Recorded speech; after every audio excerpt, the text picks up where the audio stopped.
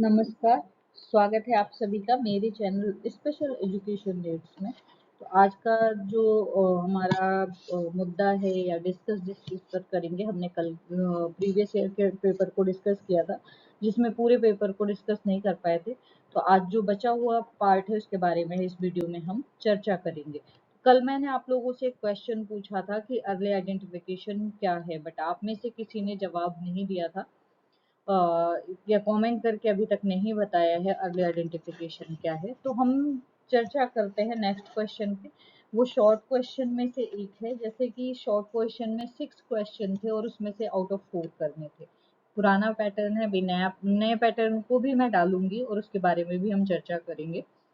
तो उसमें से 6 में से 4 करने हैं और मैंने सारे क्वेश्चन को डिस्क्राइब करा है, क्योंकि सभी डाइवर्स लर्नर है, सबकी अलग-अलग नीड्स है, के अलग-अलग वो है। मतलब किसी को कोई क्वेश्चन आता है या कोई क्वेश्चन अलग-अलग क्वेश्चन करते हैं लोग, तो इसीलिए मैंने सारे क्वेश्चन का सार इसमें डाला है कि किस तरीके से आप क्वेश्चन को कर सकते हो। और दूसरी चीज़, इस मॉडल पेपर का जो पीडीएफ है वो आपको मिल जाएगा, जो हमारा टेलीग्राम का चैनल है या व्हाट्सएप का चैनल है स्पेशल एजुकेशन नीड्स का, मैं उस पर डाल दूंगी और आप लोग उसमें जाके देख सकते हैं। तो हम देखते हैं क्वेश्चन क्या है हमारा। अब हमें यहाँ पर डिफाइन करना है शॉर्ट क्वेश्चन में, जो मैंने आप लोगों से क्वेश्चन किया था लास्ट में, आपने कोई जवाब नहीं दिया था। तो अब हम यहाँ पर देखेंगे कि need for early identification and intervention क्या है। तो सबसे पहले अगर हम बात करें आइडेंटिफिकेशन की, आइडेंटिफिकेशन का मतलब क्या है? पहचान। यहाँ पे किस चीज की पहचान की बात हो रही है? मतलब अगर बच्चे में डिसेबिलिटी है, कोई किसी भी प्रकार की डिसेबिलिटी है, उसकी पहचान की बात हो रही है और उसमें हस्तक्षेप की बात हो रही है। तो यहाँ पर अर्ली आइडेंटिफिकेशन है। तो जब भी हम क्वेश्चन को डिफाइन करते हैं तो सबसे पहले हमें क्या डिफाइन करना है? अर्ली आइडेंटिफिकेशन क्या होता है। आप एक चीज ध्यान रखें कि क्वेश्चन जब भी आप अटेम्प्ट करते हैं तो उसके क्वेश्चन नंबर अच्छे से डालें और सीक्वेंस में लिखें। तो सबसे पहले आपको डिफाइन करना है कि अर्ली आइडेंटिफिकेशन क्या होता है। अब हम अर्ली आइडेंटिफिकेशन की बात करते हैं, तो जो क्रिटिकल पीरियड होता है बच्चे का, जिस 0 to 3 ईयर, यानी कि 3 साल तक, बर्थ से लेके 3 साल तक की अवस्था जो बच्चे की होती है, अगर उसमें पहचान हो जाए तो बच्चे का डेवलपमेंटल हो सकता है कि डिले नहीं हो। तो पहचान करने के लिए हमें क्या करना पड़ता है? सबसे पहले तो हमें ये पता लगता है कि अगर बर्थ के समय बच्चा नहीं रोता है तो उसमें कोई ना कोई प्रॉब्लम होने के चांसेस होते हैं, कोई ना कोई डिसेबिलिटी होने के चांसेस होते हैं। तो हमें ऐसे में डॉक्टर से कंसल्टेशन करना चाहिए। दूसरी चीज, जैसे जैसे बच्चा बड़ा होता है, 3 मंथ 4 मंथ का होता है, तो उसमें हम क्या कर सकते हैं? जैसे किसी तरफ से कोई बर्तन गिरा या किसी चीज की आवाज आई तेज की और बच्चा चौंका नहीं, उसकी तरफ देखा नहीं, बच्चे ने आवाज की सोर्सेस जिस तरफ से आ रही है उसमें उसको देखा नहीं, तो उसमें कोई ना कोई प्रॉब्लम होने के चांसेस हैं। तो ऐसे में हम इनफॉर्मल टेस्ट कर सकते हैं। जैसे हमने ऑडियोलॉजी में पढ़ा होगा आप सबने कि फॉर्मल और इनफॉर्मल टेस्ट। फॉर्मल टेस्ट जो होता है वो हमेशा मतलब उसमें इंस्ट्रूमेंट की ज़रूरत होती है और उसके लिए एक गाइडलाइन होती है जिसके आधार पर वो किया जाता है। लेकिन इनफॉर्मल टेस्ट आप घर पे कर सकते हैं, जैसे ताली बजा के, सिक्कों के द्वारा टेस्ट कर सकते हैं आप। जो पेंडुलम वाली घड़ी होती है उसके द्वारा टेस्ट कर सकते हैं। तो ऐसे बहुत सारे टेस्ट हैं जो आप घर पे करके पता लगा सकते हैं कि बच्चे में समस्या है या नहीं। अ, ध्यान रखिए कि जब भी हम इनफॉर्मल टेस्ट करते हैं तो हमें सिर्फ ये पता चलता है कि बच्चे में समस्या है या नहीं है।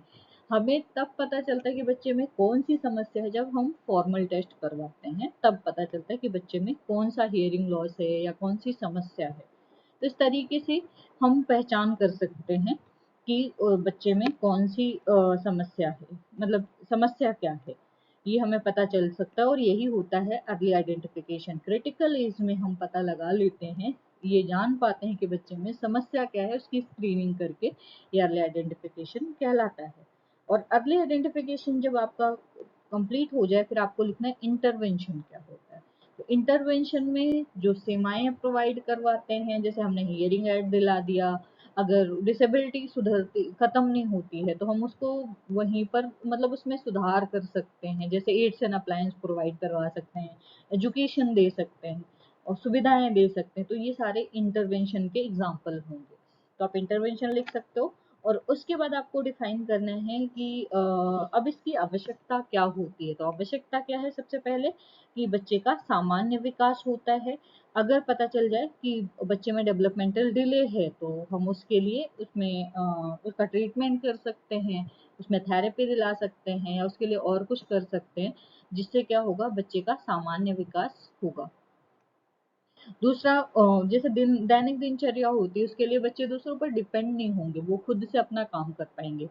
उनकी स्कूलिंग अच्छे से स्टार्ट होगी, मतलब बहुत ही क्रिटिकल एज में स्टार्ट हो जाएगी, जल्दी स्टार्ट हो जाएगी और उनकी एजुकेशन भी अच्छी होगी, भाषा विकास भी अच्छा होगा, वाणी का विकास भी अच्छा होगा, एक अच्छी जीवन शैली बिता सकते हैं, कौशल ग्रहण कर सकते हैं और सामान्य जीवन बिता सकते हैं। तो ये सारी चीजें आवश्यकताएं, ये सारी चीजें मतलब हो सकती है। अब नेक्स्ट हम देखेंगे नेक्स्ट क्वेश्चन। नेक्स्ट क्वेश्चन जो है वो है role of any one NGO in disability sector, विकलांगता क्षेत्र में किसी एक एनजीओ की भूमिका। तो यहाँ पर हमने जो एनजीओ ली है वो है सामर्थनम। सामर्थनम इसलिए ली क्योंकि एक ट्रस्ट है और इसको इंटरनेशनल अवार्ड भी मिला है। तो हम देखते हैं सबसे पहले सामर्थनम के बारे में कि इसके संस्थापक कौन है और कब इसकी संस्थापना हुई थी। तो सबसे पहले हम यहाँ पर अगर देखें तो जो डिसेबल्ड व्यक्ति के लिए सामर्थनम ट्रस्ट एक राष्ट्रीय पुरस्कार विजेता एनजीओ है, जिसकी स्थापना कब हुई थी, 1997 में हुई थी। और इसके संस्थापक जो हैं वो है ट्रस्टी महंतेश जी और क्यूदशनावर, और उसके अलावा उनके जो सहपाठी बचपन के दोस्त स्वर्गीय सुगुर परम सिवैया नागेश द्वारा इसकी स्थापना की गई थी। सामर्थनम जो है भारत के सबसे बड़े गैर सरकारी संगठनों में से एक है, विकलांग व्यक्तियों के सशक्तिकरण के लिए काम करता है।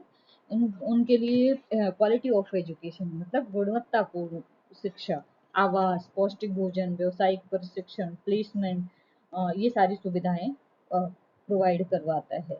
इसके अलावा जो वंचित है या फिर जिनकी जो इकोनॉमिकल कंडीशन बहुत ज़्यादा वीक है उनके लिए भी काम करता है।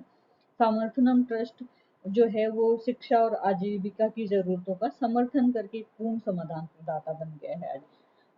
और ये एक चीज और करता है, महिलाओं के लिए आजीविका के अवसर प्रदान करता है। उसके अलावा स्पोर्ट्स में भी आगे है, जैसे cricket association for the blind in India, CABI, Samarthanam की क्रिकेट शाखा पूरे भारत में नेत्रहीन क्रिकेट और दृष्टिबाधित खिलाड़ियों की खेल को बढ़ावा देती है। तो ये सारे काम समर्थनम करता है।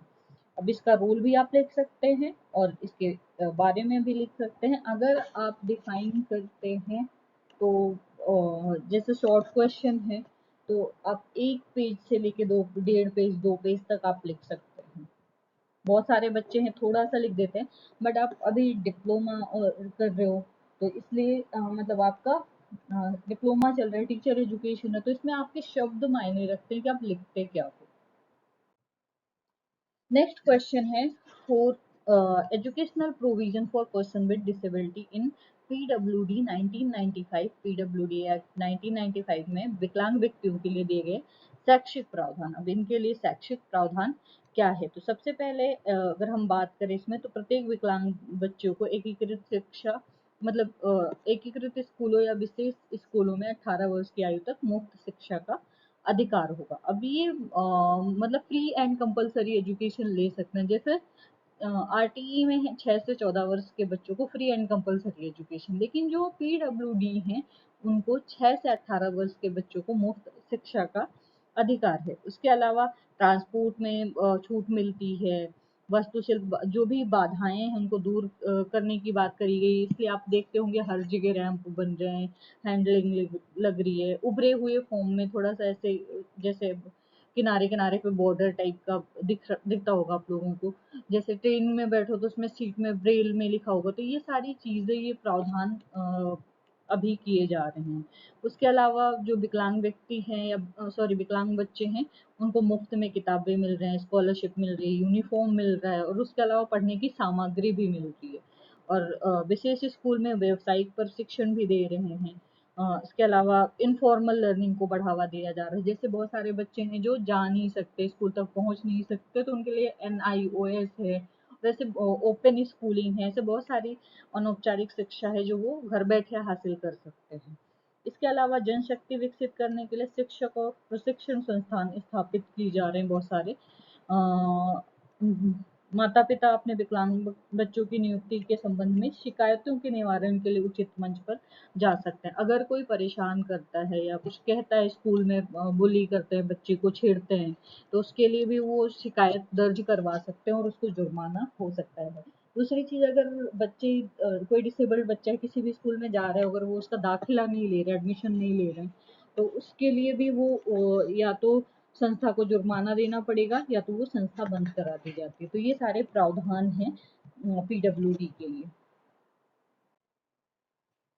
अभी तक हमने शॉर्ट क्वेश्चन कर लिया, आई होप आप सभी को समझ में आ गए होंगे। अब नेक्स्ट हम देखते हैं लॉन्ग क्वेश्चन कौन से हैं। तो लॉन्ग क्वेश्चन थोड़े बड़े हैं, लेंथी भी हैं, थोड़े से बोरिंग भी होने वाले हैं, बट अगर आप समझ के पढ़ोगे तो आप लिख पाओगे, क्योंकि रट्टाफिकेशन जो होता है वो एक टाइम के बाद भूल जाते हैं, बट जो हम समझ के चीजों को करते हैं वो हमें हमेशा याद रहती है। तो आपको क्या करना है, यहाँ पर समझना है चीजों को, किस तरीके से उसमें क्या पूछा गया है और आप किस तरीके से कर सकते हो। तो मैंने पहले भी बोला है कि आप सबसे पहले क्वेश्चन को देखो, समझो और फिर लिखो।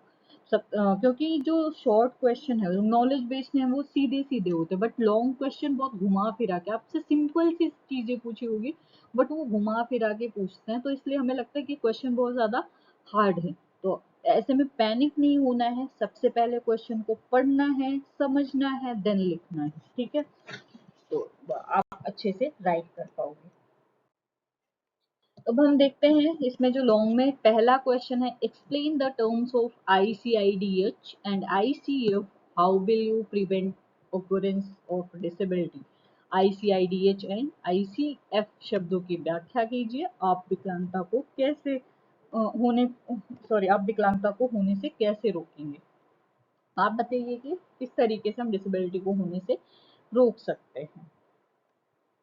अब यहाँ पर जो ICIDH का फुल फॉर्म है, इससे पहले कि उसमें हमने डिस्कस किया था ICIDH का फुल फॉर्म।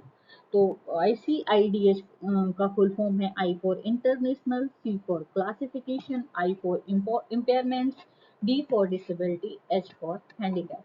अब इसमें WHO के द्वारा तैयार की गई ICIDH एक महत्वपूर्ण पुस्तिका है जो विकलांगता के संबंध में ज्ञान प्रदान करती है। हमें इसमें नॉलेज मिलती है, इम्पेयरमेंट क्या है, डिसेबिलिटी क्या है, हैंडीकैप क्या है, इसके बारे में हमें पता चलता है।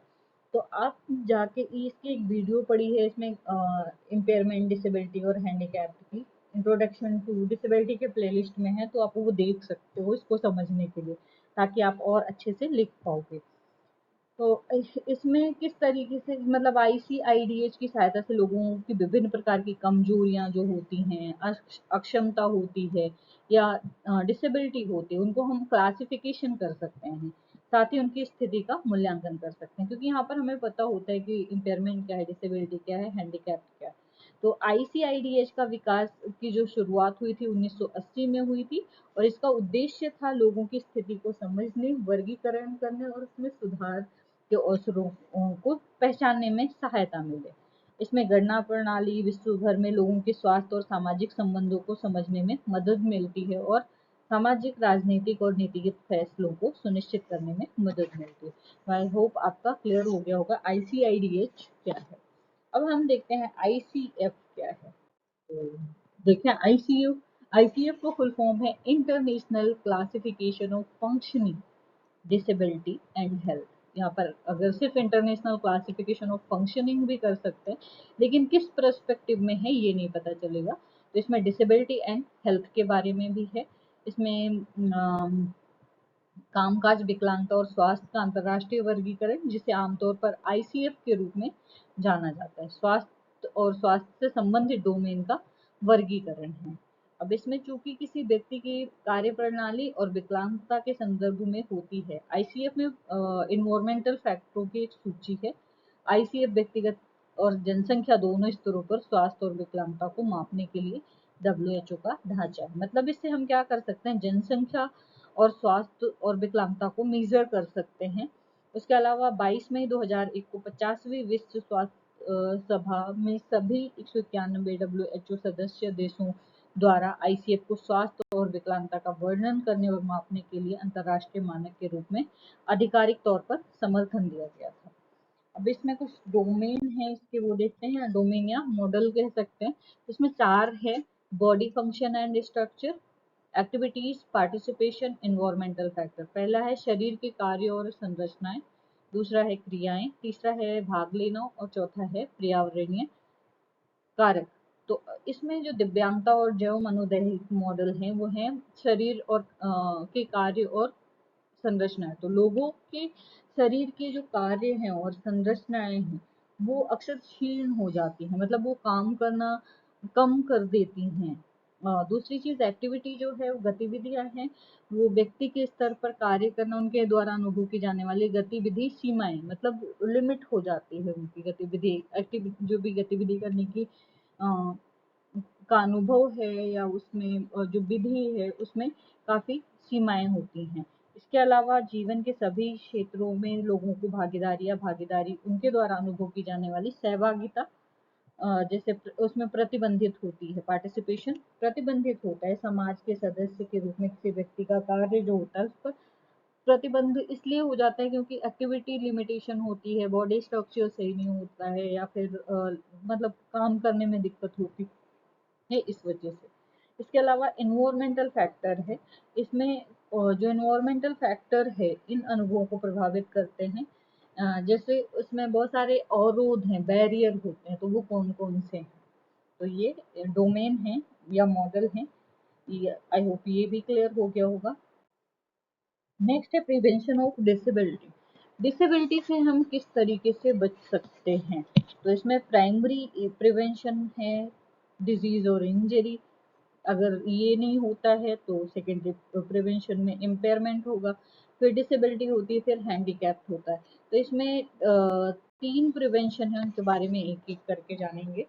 तो सबसे पहला है प्राइमरी प्रिवेंशन, जिसमें प्राइमरी प्रिवेंशन में हम क्या कर सकते हैं? तो अर्ली आइडेंटिफिकेशन कर सकते हैं और पता लगा सकते हैं कि बीमारी क्या है, और फिर उसके रोकथाम करने के तरीकों की पहचान कर सकते हैं और उनको लागू कर सकते हैं। जैसे आप कहीं घर से बाहर जा रहे हैं तो मतलब दुर्घटनाग्रस्त भी बहुत लोग होते हैं कि हाथ पैर खो देते हैं या मतलब डिसेबिलिटी हो जाती है। तो इन चीज़ों के लिए हेलमेट, सीट बेल्ट, बहुत लोग ईयरफोन लगा के निकलते हैं, बट ये चीज़ें नहीं करनी चाहिए, ईयरफोन नहीं लगाना चाहिए। तो ऐसी सुरक्षात्मक चीज़ें हम कर सकते हैं। जैसे प्रेग्नेंट महिलाएं हैं तो वो अगर कोई दवाओं का सेवन ज़्यादा कर रही हैं या फिर अल्कोहल ले रही हैं या धूम्रपान कर रही हैं, मतलब कोई भी सिगरेट और बीड़ी या कुछ भी ऐसी चीज़ें कर रही है, तो उसके लिए हम उन्हें रोक सकते हैं, स्वस्थ भोजन दे सकते हैं, बैलेंस डाइट दे सकते हैं, और उसके अलावा स्वस्थ व्यवहार को बढ़ावा दे सकते हैं। तो जिससे क्या होगा, उनका बच्चा हेल्दी होगा और उससे कोई दिक्कत नहीं होगी। ब्लड रिलेशन में शादी होती है तो उसको रोक सकते हैं। उसके अलावा जो विकलांग लोगों के परिवार के सदस्य होते हैं, उनको हम लोगों की जो फैमिली होती है उनको हम क्या कर सकते हैं, अवेयर कर सकते हैं, उनको बता सकते हैं कि जो डिसेबिलिटी है वो किस वजह से आती है। तो अगर हम अवेयरनेस फैलाएंगे तो उससे भी वो लोग शिक्षित होंगे और इन चीज़ों में थोड़ी बहुत रोकथाम हो जाएगी। अब आता है सेकेंडरी प्रिवेंशन। अब सेकेंडरी प्रिवेंशन में क्या होता है, जैसे कि अगर आपका प्राइमरी प्रिवेंशन काम नहीं किया तो रिस्क फैक्टर ज़्यादा बढ़ता है, और अगर वो काम कर गया तो यहाँ पर रिस्क फैक्टर कम हो जाएगा और विकलांगता उत्पन्न नहीं होती है। उसके अलावा जोखिम का कारक मौजूद होता है, अगर रोकथाम शुरू से पहले कुछ क्षति हो सकती है, अगर रोकथाम नहीं हुआ है और कोई क्षति हो जाती है तो हानि को रोकने के बजाय कम किया जा सकता है। मतलब जब इम्पेयरमेंट आती है, इम्पेयरमेंट को हम रोक नहीं सकते लेकिन कम कर सकते हैं। जैसे कोई हियरिंग इम्पेयरमेंट हो गया तो हम उसको खत्म नहीं कर सकते कि उसका सुनना हो जाए, हम उसे एड्स एंड अप्लायंस दे सकते हैं ताकि वो सुन सके, उस अपनी क्षमता के अनुरूप चीज़ों को सुन सके। तो हम उसे कम कर सकते हैं, रोक नहीं सकते। और तृतीय रोकथाम ये है कि किसी चोट या बीमारी के प्रभाव को सीमित करने या कम करने का प्रयास करते हैं तो विकलांगता का कारण बन जाता है। बन रही है। अब इसमें तृतीयक रोकथाम का लक्ष्य जो है सीमाओं को रोकना, स्वतंत्रता की दिशा में सुधार को बढ़ावा देना, और इसमें बहुत सारे उदाहरण शामिल हैं, जैसे दुर्घटना के बाद हम पुनर्वास कार्यक्रम कर सकते हैं, दिला सकते हैं, हृदय पुनर्वास कार्यक्रम, रोग प्रबंधन कार्यक्रम एवं स्वयं सहायता समूह, ये सारी चीजें हम कर सकते हैं बच्चे के लिए और बच्चे के भले के लिए। तो ये क्वेश्चन भी आपका क्लियर हो गया। अब नेक्स्ट हम देखते हैं कि आगे का क्वेश्चन क्या है। ये था लॉन्ग क्वेश्चन। तो लॉन्ग क्वेश्चन आप इनके बारे में लिख सकते हो और इनको आप एक्सप्लेन कर सकते हो। आप अपने शब्दों में लिखोगे तो बहुत अच्छा है। बुकिश नॉलेज के बजाय अगर अपने शब्दों में एक्सप्लेन करते हो तो उसकी बात ही अलग होती है। तो रट्टाफिकेशन मत करिए, समझने पर ज़्यादा फोकस कीजिए। वैसे भी अब समझने का टाइम बचा कहाँ है, बहुत कम टाइम है। हमेशा ये होता है जब भी सेमेस्टर स्टार्ट होता है तो ये होता है कि अब इस सेमेस्टर में हम खत्म होने वाला तो होता है, तो ऐसा लगता है कि दूसरे सेमेस्टर में हम अच्छे से पढ़ाई करेंगे, ये हमेशा होता है। बट होता क्या है, दूसरा सेमेस्टर आता है और वो भी वैसे ही निकल जाता है और हम ध्यान नहीं देते हैं। तो हमें क्या करना चाहिए, अगर आप 1 घंटे रोज पढ़ लेते हो तो इतनी मेहनत एग्जाम के टाइम नहीं करनी पड़ेगी। और एग्जाम के टाइम हम क्या करते हैं, ओवर लर्निंग करते हैं, ओवर रीडिंग करते हैं, और वो ओवर रीडिंग जैसे ही आप एग्जाम हॉल से बाहर निकलते हो वो निकल जाती है। तो प्लीज ओवर लर्निंग मत कीजिए, ठीक है। तो अब हम देखते हैं दूसरा क्वेश्चन जो है हमारा वो क्या है। तो सबसे पहले हम यहाँ पर बात कर रहे हैं पहले क्वेश्चन को समझते हैं, sorry. How will you plan educational activity for children with deaf blindness, explain with suitable example. और हिंदी इंग्लिश नहीं समझ में आई होगी, सर के ऊपर गया होगा बहुत सारे बच्चों को, तो मैं हिंदी में बोल देती हूँ। आप बधिर दृष्टिहीनता वाले बच्चों के लिए शैक्षिक गतिविधियों की योजना कैसे बनाएंगे। मैं फिर से पढ़ रही हूँ। आप बधिर दृष्टिहीनता वाले बच्चों के लिए शैक्षिक गतिविधियों की योजना कैसे बनाएंगे। मतलब बधिर और दृष्टिहीनता यानी कि डेफ ब्लाइंडनेस वाले जो बच्चे हैं उनके लिए जो एजुकेशनल एक्टिविटी होती है उनकी योजना हम कैसे बनाएंगे। तो इसको उपयुक्त उदाहरण सहित स्पष्ट कीजिए। तो सबसे पहले हमें यहाँ पर क्या डिफाइन करना है कि डेफ ब्लाइंडनेस होती क्या है। तो यहाँ पर हम बात कर रहे हैं डेफ ब्लाइंडनेस की, यानी कि बधिर और अंधता। वैसे साइंटिफिक टर्म ये थोड़ा सा सुटेबल नहीं लगता है, तो आप बोल सकते हो डेफ ब्लाइंडनेस। तो ये एक अनोखी संवेदी हानि है। इसमें क्या होता है, दृष्टि हानि भी होती है और श्रवण हानि भी होती है, यानी कि सुनने में भी प्रॉब्लम होती है और देखने में भी प्रॉब्लम होती है। दूसरी चीज जो डेफ ब्लाइंडनेस है, इसमें लोग इनकी जो कम्युनिकेशन होते हैं, संचार, गतिशीलता और सूचना तक पहुंचने की जो चुनौतियां होती हैं उसका अनुभव करते हैं, काफी चैलेंजेस आते हैं। डेफ ब्लाइंडनेस एक अनोखी स्थिति को संदर्भित करता है जिसमें एक व्यक्ति महत्वपूर्ण सुनवाई हानि और दृष्टि हानि दोनों का अनुभव करता है। इसको एक दोहरी संवेदी हानि भी कहते हैं, डुअल सेंसरी लॉस बोलते हैं। तो डुअल सेंसरी लॉस का मतलब क्या है, या इम्पेयरमेंट का मतलब क्या है, जिसमें दो सेंसरी प्रभावित होती हैं, एक हियरिंग प्रभावित होती है, एक विजन प्रभावित होता है। मतलब सुनना प्रभावित होता है और देखना प्रभावित होता है, दोनों पर प्रभाव पड़ता है। तो जिसमें व्यक्ति कम्युनिकेशन नहीं कर पाता है, इंफॉर्मेशन नहीं पहुंच पाता है, और पर्यावरण में नेविगेट करने की क्षमता इसकी प्रभावित होती है। तो अब ये अलग अलग डिग्री के हो सकते हैं डेफ ब्लाइंडनेस, जैसे टोटल ब्लाइंडनेस और डेफ हो सकते हैं, या डेफ और लो विजन हो सकते हैं, या हार्ड ऑफ हियरिंग और टोटल ब्लाइंडनेस हो सकता है, या हार्ड ऑफ हियरिंग और लो विजन हो सकता है। तो ये ऐसी कंडीशन हो सकती है। अब इनके कम्युनिकेशन की स्ट्रैटेजी क्या है उसके बारे में देखेंगे। तो कम्युनिकेशन की जो स्ट्रैटेजी है, सबसे पहले तो टेक्टाइल साइनिंग ऐसी होती है जैसे हाथों के ऊपर हाथ रख के और सांकेतिक भाषा का उपयोग करते हैं। जैसे हम क्या करते हैं, हाथों को ऊपर करके, मतलब एक पोस्चर में करके हम साइन लैंग्वेज करते हैं। बट यहाँ पर हमें क्या करना पड़ता है, हाथों को ऊपर रख के मतलब हाथों को हाथ के ऊपर रख के सांकेतिक भाषा का उपयोग करते हैं। दूसरी चीज फिंगर स्पेलिंग, जैसे शब्द या अवधारणाओं को व्यक्त करने के लिए हथेली पर अक्षरों का पता लगाना, हाथों पर करेंगे और उस पर उंगली से लिखते हैं ना, उस तरीके की फिंगर स्पेलिंग हम कर सकते हैं। तीसरी चीज ब्रेल है। ब्रेल में उभरे हुए फॉर्म होते हैं, 6 डॉट होती हैं, तो उसके माध्यम से भी ये पढ़ने और लिखने में सक्षम हो सकते हैं। और नेक्स्ट चौथी, टेक्स्ट टू स्पीच या ब्रेल डिस्प्ले जैसे उपकरण जो संचार की सुविधा प्रदान करते हैं। असिस्टिव टेक्नोलॉजी, आजकल बहुत सारी चीजें, जैसे आपके फोन में गूगल असिस्टेंट है, टॉकबैक है, टेक्स्ट टू स्पीच में कन्वर्ट करता है, मतलब जो टेक्स्ट लिखा हुआ होता है उसको आवाज में कन्वर्ट करता है, और जो आवाज होती है उसको स्पीच में कन्वर्ट करता है। तो ऐसी सुविधाएं भी होती हैं जिसके माध्यम से ये कम्युनिकेशन कर सकते हैं।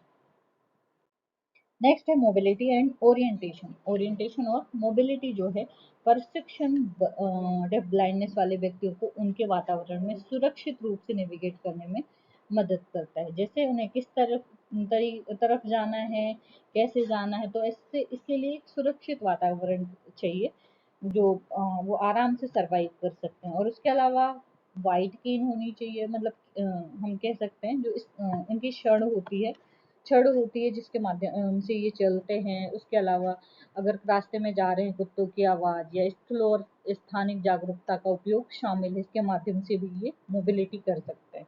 नेक्स्ट है पर्यावरणीय संशोधन, जैसे स्पोर्ट्स चिन्हक होना चाहिए। जैसे आप कहीं भी जाते हो कि स्टेशन वगैरह पे, तो आप देखते होंगे एकदम साइड साइड में खुरदुरे टाइप की कुछ ऐसे वो बना हुआ है जिसको टेक्टाइल फॉर्म बोलते हैं, उभरा हुआ फॉर्म। तो उस पे ये क्या करते हैं, उसके माध्यम से ये आसानी से एक जगह से दूसरे जगह जा सकते हैं। श्रव्य संकेत होने चाहिए, गतिशीलता और अभिविन्यास में सहायता कर सकते हैं। तो ये चीजें मोबिलिटी के लिए होनी चाहिए। नेक्स्ट आ जाता है इनके एजुकेशन की बात। तो एजुकेशन में क्या होना चाहिए, सबसे पहले तो education of the deaf blindness, माता पिता की भागीदारी ये सुनिश्चित करने के लिए मतलब इसमें माता पिता और जो पेशेवर है उनकी साझेदारी बहुत ज़्यादा ज़रूरी है। क्योंकि मतलब उनकी जो क्षमता मतलब जो क्षमता होती है वो पेरेंट्स को पता होती है, क्या स्ट्रेंथ है क्या वीकनेस है। और अगर वो इन चीज़ों को साझा करते हैं तो उनसे बहुत सारी सीख मिलती है, और बच्चों के लिए भी बहुत ज़्यादा हेल्पफुल प्रतीत होता है। नेक्स्ट है पेरेंट प्रोफेशनल पार्टनरशिप। इसमें मतलब दोनों ही बच्चे के हित के लिए काम करते हैं। जैसे इसमें दोनों ही प्रयास करते हैं। तो दैनिक गतिविधियां कैसे करेगा बच्चा, उसमें परिवार की पूर्ण भागीदारी होती है। तो इसके लिए पेशेवर बता सकते हैं कि कैसे कैसे उनके को चीज़ें सिखा सकते हैं, डेली लिविंग की चीज़ें सिखा सकते हैं। इससे भी बहुत कुछ सीखने में मदद मिलता है।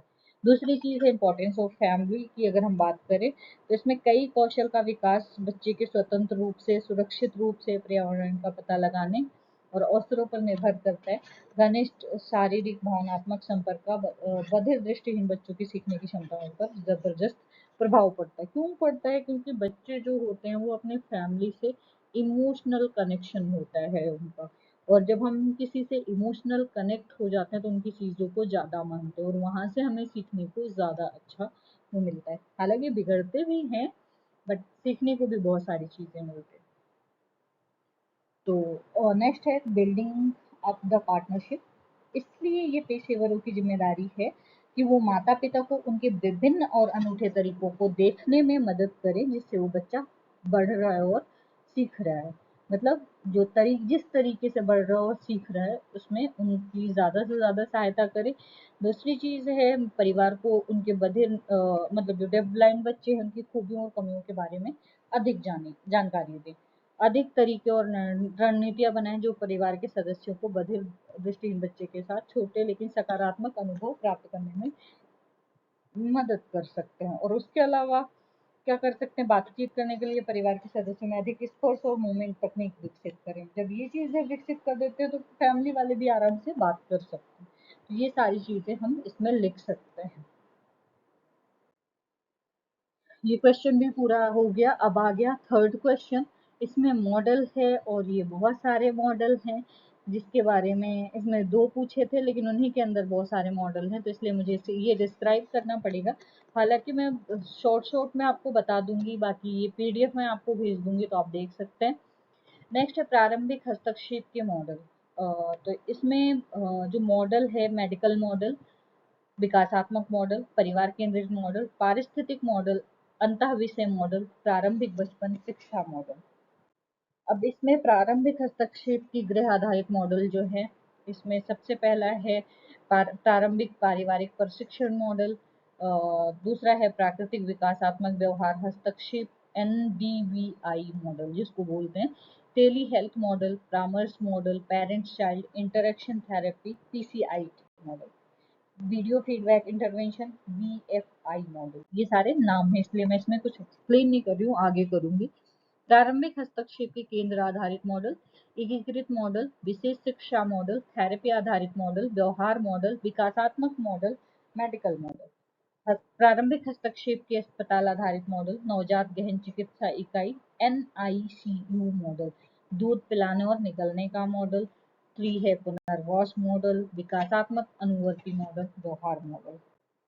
अब हम सबसे पहले देखते हैं प्रारंभिक हस्तक्षेप की गृह आधारित मॉडल, जिसमें मेडिकल मॉडल। मेडिकल मॉडल क्या है, ये सबसे शुरुआती और व्यापक रूप से उपयोग किए जाने वाले मॉडलों में से एक है। इसका सबसे ज्यादा यूज होता है। इसमें क्या होता है, जो संबंधी में विकास संबंधी देरी होती है, जो डेवलपमेंटल डिले होता है, उनमें डिसेबल्ड बच्चों के या व्यक्तियों के इलाज के लिए चिकित्सा हस्तक्षेप और उपचार के उपयोग पर जोर देता है। इसमें दवा, सर्जरी, अन्य उपचार शामिल हैं।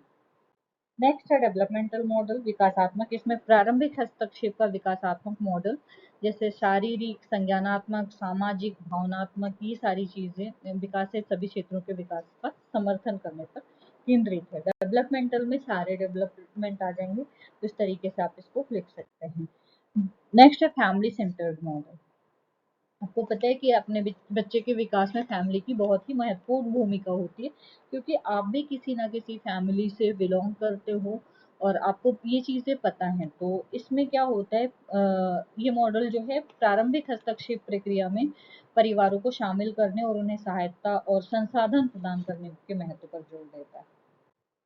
नेक्स्ट है इकोलॉजिकल मॉडल, यानी कि पारिस्थितिक मॉडल। ये जो मॉडल है, ये व्यापक सामाजिक और पर्यावरणीय कारकों को ध्यान में रखता है, जो बच्चे के विकास को प्रभावित कर सकते हैं। मतलब कौन से पर्यावरणीय कारक हैं या इन्वायरमेंटल फैक्टर हैं जो बच्चे के विकास को प्रभावित कर सकते हैं। जैसे बच्चा ज़्यादा बात करेगा तो उसका जो सोशलाइजेशन होगा वो बहुत अच्छे से होगा, मुझे जितना लोगों से मिलेगा जुलेगा, सोशल इंटरेक्शन करेगा, सामाजिक अंतरक्रिया करेगा, उतना अच्छा उसका विकास होगा। नेक्स्ट है इंटरडिसिप्लिनरी मॉडल, अंतः विषय मॉडल। जो अंतः विषय मॉडल है, इसमें स्पीच थेरेपी, व्यावसायिक थेरेपी, मतलब इसमें ऑक्यूपेशनल थेरेपी, इसके अलावा मनोविज्ञान और सामाजिक कार्य जैसे विभिन्न विषयों के लिए पेशेवर की एक टीम शामिल होती है। नेक्स्ट है प्रारंभिक बचपन शिक्षा model, early childhood education model जिसको बोलते हैं इंग्लिश में। तो इसमें क्या है, जैसे बच्चा मतलब छोटा होता है, जैसे जैसे जैसे उसका क्रिटिकल एज पूरा हो जाता है, उसको एजुकेशन की ज़रूरत होती है। और जब एजुकेशन की ज़रूरत होती है तो वो सीखने के अनुभव प्रदान करने पर ये मॉडल केंद्रित है, इसलिए इसका यूज किया जाता है।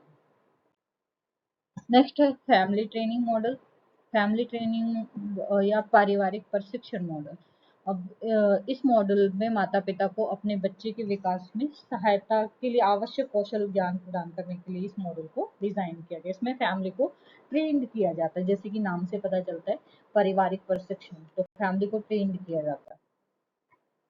नेक्स्ट है नेचुरलिस्टिक डेवलपमेंटल बिहेवियरल इंटरवेंशन यानी NDVI मॉडल। अब ये जो मॉडल है, इसमें प्रारंभिक हस्तक्षेप का NDVI मॉडल एक खेल आधारित हस्तक्षेप है, जिसमें बच्चों को सामाजिक संचार, भाषा, खेल कौशल को बढ़ावा देने के लिए डिजाइन किया गया है। नेक्स्ट है टेली हेल्थ मॉडल। प्रारंभिक हस्तक्षेप का टेली हेल्थ मॉडल सेवा वितरण का एक आभासी मॉडल है, जिसे वीडियो कॉन्फ्रेंसिंग जैसी प्रौद्योगिकी का उपयोग करके परिवारों और बच्चों को उनके घरों में सहायता और सेवाएं प्रदान करने के लिए डिजाइन किया गया है। इसके अलावा कंसल्टेशन मॉडल है। कंसल्टेशन मॉडल जो है, इसमें परामर्श मॉडल परिवारों को एक प्रशिक्षित पेशेवर, जैसे इसमें परामर्श प्रोवाइड किया जाता है। जैसे सबको ये उम्मीद होती है, जिसके बच्चे होने वाले होते हैं सबको ये उम्मीद होती है कि हेल्दी बच्चा होगा, बट हेल्दी नहीं होता है, कभी कभी डिसेबल्ड हो जाता है। तो लोगों को एक्सेप्टेंस नहीं होती, उनको लगता है कि उनके साथ ऐसा क्या हुआ, तो वो बहुत ज़्यादा सदमे में चले जाते हैं, ट्रॉमा में चले जाते हैं। तो इसके लिए काउंसलिंग की ज़रूरत होती है, तो इसी के लिए कंसल्टेशन मॉडल। नेक्स्ट मॉडल है parents child interaction therapy, PCIT model. PCIT model जो है ये एक खेल आधारित इंटरवेंशन है या हस्तक्षेप है, जिसमें जो पेरेंट्स होते हैं और बच्चे होते हैं उनका जो रिलेशनशिप होते हैं उसमें क्वालिटी लाने और सुधार करने के लिए एक सकारात्मक व्यवहार को बढ़ावा दिया जाता है, ताकि बच्चा परिवार के लोगों पर भरोसा कर सके। नेक्स्ट है वीडियो फीडबैक इंटरवेंशन, वीएफआई मॉडल, जिसमें प्रारंभिक हस्तक्षेप का वीएफआई मॉडल एक वीडियो आधारित हस्तक्षेप है, जैसे माता पिता अपने बच्चों के साथ बातचीत पर प्रतिक्रिया प्रदान करने के लिए डिजाइन किया गया है। नेक्स्ट है इंटीग्रेटेड मॉडल। इंटीग्रेटेड मॉडल में जो है वो एक विकलांग या विकासात्मक देरी वाले बच्चों को समावेशी सेटिंग में भाग लेने का अवसर प्रदान करने के लिए डिजाइन किया गया है। नेक्स्ट है स्पेशल एजुकेशन मॉडल। इसमें विशेष शिक्षा मॉडल जो है इसमें डिसेबल्ड छोटे बच्चों को विशेष निर्देश और सहायता प्रदान करने के लिए डिजाइन किया गया है। उसके अलावा थेरेपी बेस्ड मॉडल जो है वो है भौतिक चिकित्सा, व्यावसायिक चिकित्सा या भाषण चिकित्सा जैसी व्यक्तिगत चिकित्सा सेवाएं प्रदान करने के लिए डिजाइन किया गया। इसमें थेरेपी बेस्ड मॉडल है ना, तो थेरेपी के नाम से पता चलता है कि किस प्रकार की थेरेपी होती है, तो आपको ध्यान रखना है इसमें physical therapy, occupational therapy, speech therapy, इसके अलावा पर्सनल थेरेपी, ऐसी सेवाओं को देने के लिए इसको डिजाइन किया गया है। नेक्स्ट है बिहेवियरल मॉडल। बिहेवियरल मॉडल जो है प्रारंभिक हस्तक्षेप व व्यवहार मॉडल चुनौतीपूर्ण व्यवहारों को संबोधित करने और छोटे बच्चों में सकारात्मक व्यवहार को बढ़ावा देने के लिए डिजाइन किया गया। जैसे बहुत सारे बच्चे होते हैं डिसेबल्ड होते हैं तो चिड़चिड़े हो जाते हैं, तो उनका बिहेवियर कंट्रोल नहीं होता, उस बिहेवियर को कंट्रोल करने के लिए पॉजिटिव इंफ्रास्ट्रक्चर देने के लिए इसको डिजाइन किया गया। नेक्स्ट है डेवलपमेंटल मॉडल। डेवलपमेंटल मॉडल जो है ये प्रारंभिक हस्तक्षेप का विकासात्मक मॉडल संज्ञानात्मक, सामाजिक, भावनात्मक, शारीरिक विकास सभी क्षेत्रों में विकास को बढ़ावा देने के लिए डिजाइन किया गया। अब आपका आई होप ये क्लियर हो गया होगा। डेवलपमेंटल मॉडल है तो सभी प्रकार के विकास। नेक्स्ट है मेडिकल मॉडल। मेडिकल मॉडल जो है प्रारंभिक हस्तक्षेप का चिकित्सा मॉडल है, जिसमें बच्चों को चिकित्सा सहायता सेवाएं प्रदान करने के लिए डिजाइन किया गया है। नेक्स्ट है neonatal intensive care unit, NICU model. ये नवजात गहन चिकित्सा इकाई मॉडल है, जिसमें मॉडल अस्पताल मतलब जो ये मॉडल है इसमें अस्पताल की सेटिंग में समय से पहले या चिकित्सकीय रूप से नाजुक शिशुओं को सहायता प्रदान करने के लिए डिजाइन किया गया है। जैसे बहुत सारे बच्चे होते हैं 7 मंथ पे जन्म ले लेते हैं, तो उनको सहायता प्रदान करने के लिए ये मॉडल डिजाइन किया गया। नेक्स्ट है दूध पिलाने और निगलने का मॉडल। जैसे बहुत सारे शिशु होते हैं जिनको छोटे बच्चे होते हैं भोजन निगलने में या फीडिंग करवाते हैं निगलने में कठिनाई होती है, तो उसके लिए इस मॉडल को डिजाइन किया गया है। नेक्स्ट है रिहेबिलिटेशन मॉडल। रिहेबिलिटेशन मॉडल जो है प्रारंभिक हस्तक्षेप का पुनर्वास मॉडल है, शारीरिक विकलांगता या चोटों वाले बच्चों को पुनर्वास सेवाएं प्रदान करने के लिए डिजाइन किया गया है। डेवलपमेंटल फॉलोअप मॉडल है, इसमें विकासात्मक अनुवर्ती मॉडल उन बच्चों के विकास की निगरानी और मूल्यांकन करने के लिए डिजाइन किया गया जो समय से पहले पैदा हुए होते हैं उनके लिए। बिहेवियरल मॉडल बच्चों छोटे बच्चों के सकारात्मक व्यवहार को बढ़ावा देने के लिए डिजाइन किया गया। फैमिली सेंटर मॉडल जो है इसमें परिवार की को सहायता और सेवाएं प्रदान करने के लिए डिजाइन किया गया है।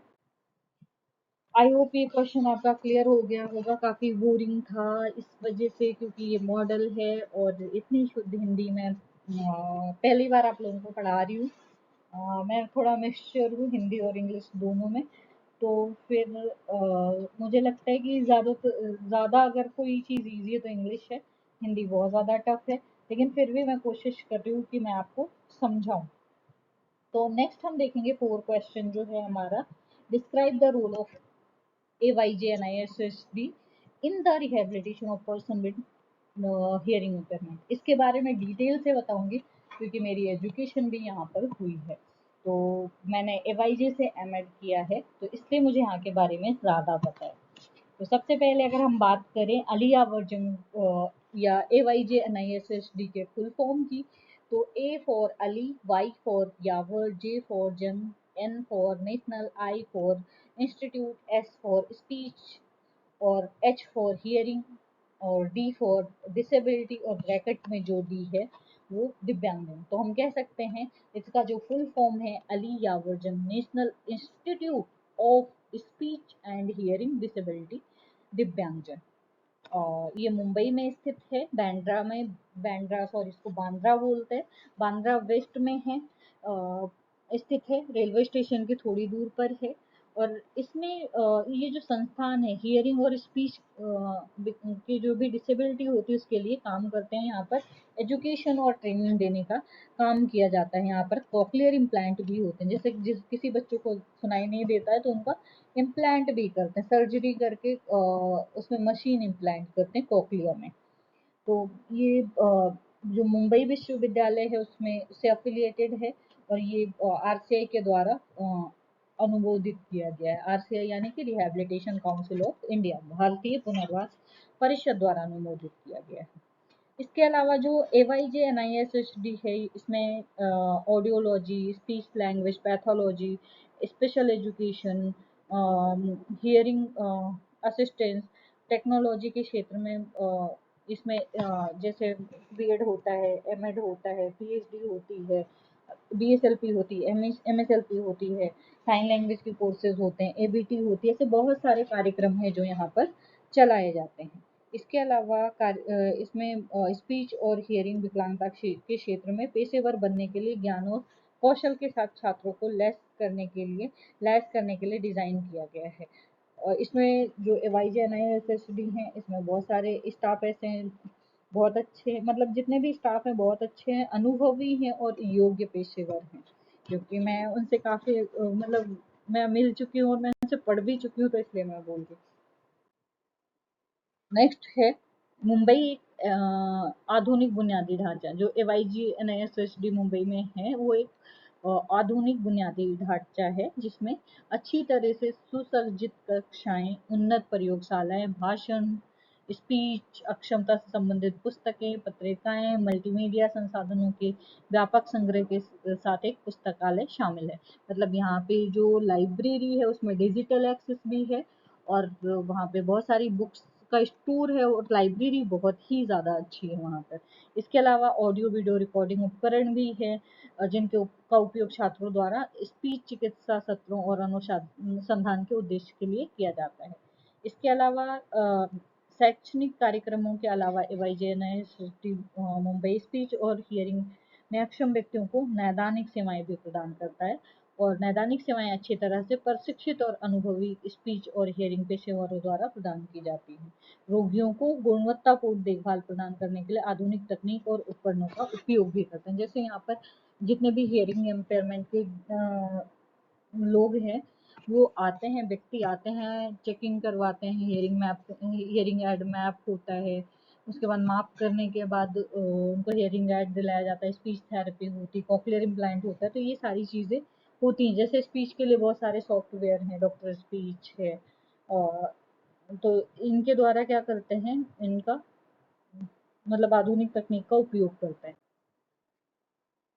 नेक्स्ट है अन्य संगठनों में सहयोग से AYJ-NISSD मुंबई जो है स्पीच और हियरिंग डिसेबिलिटी के क्षेत्र में नवाचार को बढ़ावा देने के लिए विभिन्न शोध कार्यक्रम और कार्यशालाएं आयोजित करता है। यहाँ पर रिसर्च भी होते हैं और वर्कशॉप भी आयोजित की जाती हैं। इसके अलावा उद्देश्य भाषण और श्रवण विकलांग व्यक्तियों के बीच संचार कौशल में सुधार के लिए नई तकनीकों को विकसित करना है। कुल मिलाकर AYJ-NISSD मुंबई स्पीच और हियरिंग डिसेबिलिटी के लिए गुणवत्तापूर्ण शिक्षा, नैदानिक सेवाएं, अनुसंधान कार्यक्रम प्रदान करने के लिए प्रतिबद्ध है। अपने आधुनिक बुनियादी ढांचे, अनुभवी संकाय और नवाचार के प्रति प्रतिबद्धता के साथ संस्थान में भारत के स्पीच और हियरिंग डिसेबिलिटी के क्षेत्र में एक प्रमुख संस्थान है। आई होप आपका ये रोल क्लियर हो गया होगा। नेक्स्ट हम देखते हैं क्वेश्चन पेपर है, तो वही क्वेश्चन है जो मैंने आपको बताए थे, उसका मॉडल है। तो उसको उसमें एक एक मैं आपसे एमसीक्यू पूछूंगी, सॉरी उसमें जो ऑब्जेक्टिव टाइप क्वेश्चन है ट्रू फॉल्स है वो पूछूंगी और आप कमेंट सेक्शन में मुझे बताएंगे। तो सबसे पहले जो पहला क्वेश्चन है, ICIDH का पूर्ण रूप International Council of Impairment Development and Handicapped है। Is this true, is this true और फॉल्स? क्या ये सही है या गलत है? गलत है। क्यों है? क्योंकि international classification of impairment disability and Handicapped है। ठीक है। फिर AYJNISHD